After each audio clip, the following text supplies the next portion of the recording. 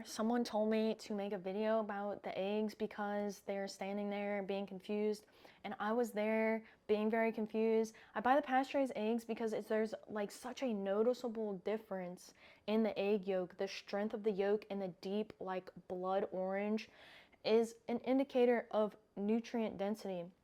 I'm always going quality over quantity. So these eggs usually are probably on the more expensive side on what you could buy. But again, it's just quality over quantity. When you are challenged with your health, I think that a lot of people look and realize that value is super, super important, because I could go to the dollar menu, I could eat from the dollar menu every day, but is it gonna add that value back into my life? The answer might be no. I do cost offsetting with buying higher quality foods with my fasting routine. So I use fasting to cost offset.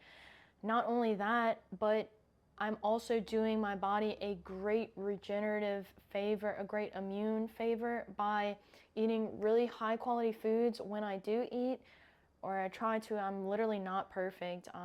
Hope to be your like favorite hypocrite, because like I love donuts and things like that too, and I won't leave that out. But I do a lot of cleansing so that I can enjoy things when I want to enjoy them, and to try and help other people learn about balance. So I might eat, one day I'm prepping for maybe a little fast that I'm doing, and I'm eating my most nutrient dense foods, and I know that my body is being fed really well because I've experimented with different types of eggs and proteins and diets and a lot of different fasting I've done, and I feel better. So I go off how I feel, and then I track my measurements with an Oura ring. I am doing some glucose testing again. So I have my little glucose tester, been doing some testing with things again, which is really helpful, especially if you have like pre-diabetes of any sorts, or maybe your hormones are like off the chain and you need to get them back on the chain. And so getting an idea of like how your glucose levels, like how well are they maintaining homeostasis, will be a good indicator for you in saying how much amino acids and nutrients does my body need.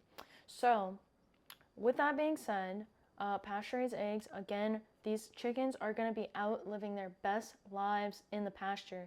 It's kind of confusing because you also have options for like cage-free. What's the difference for cage-free? Well, these chickens have a restrictive access of being kind of free. So the word free is kind of like misleading, because you would think that they would be just like cage free, they would be like free in the pasture, but that's not the case.